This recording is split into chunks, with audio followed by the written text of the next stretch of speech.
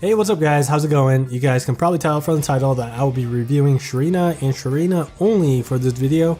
I'll do peonies and crowns in a separate video that'll be out in the next couple days. Then following that will probably be either an expert Ciela guide or Tiki review, alright?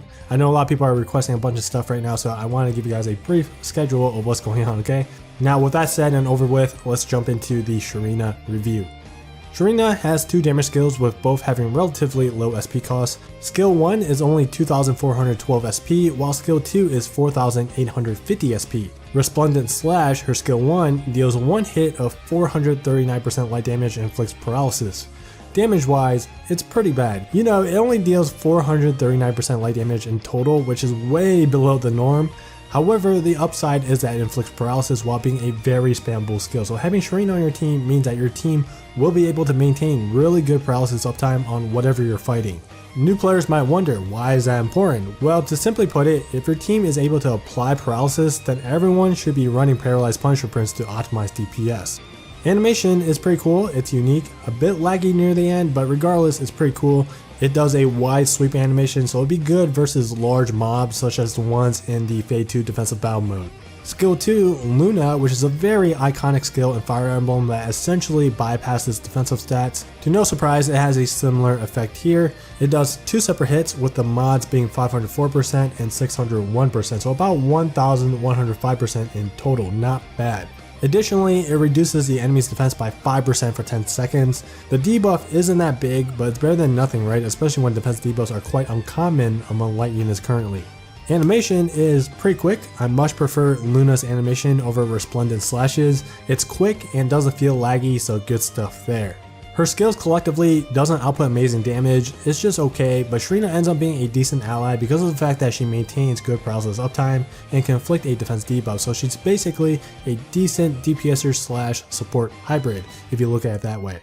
Now the highlight of her kit lies in her co-abilities. She has Paralyzed Punisher and Paralysis equals increased strength by 13% for 15 seconds. These are great co-abilities. If you use anyone that can inflict paralysis, then Sharena is a no-brainer auto-include on the team's bench. She's worth the investment just for these co-abilities alone. Supreme Blast Devastation, Curse Res, and Paralyzed Punisher 30% are her abilities. Supreme Blast Devastation increases her crit rate by 100% for 10 seconds when HP drops to 30%, only used once per quest. That's a really big crit rate buff. It's kinda hard to utilize it to its fullest potential in High Zodiac because she most likely will proc it at the beginning from the initial blast, and she won't have both her skills available during that time. If she doesn't proc it from the initial blast because your Sharena has like a tanky build or whatever, then you could try proccing Last Devastation on the first purple dash, but she's gonna need to be topped off and may require some defensive co-abilities on the bench. And while we're on this topic, let's cover Sharena's hidden ability because it ties into this. She has a similar Force Strike mechanic as Hunter Vanessa. Whenever these characters hold their Force Strike, they can block incoming damage. In the case of Sharena, she receives 25% less damage, and when she receives damage, then she's granted a strength buff that lasts for 10 seconds. Apparently, the strength buff depends on the type of attack that was blocked. According to the wiki, the strength buff values ranges from as low as 10% up to 30%. It also notes that some enemy weak attacks will not trigger the buff. Curse Resistance and Paralyzed Punisher I don't think I really have to cover. Pretty self-explanatory stuff, just good simple abilities. So overall, Sharena for a welfare unit is great. Outside of that realm, comparing her to other characters, she's decent but not amazing.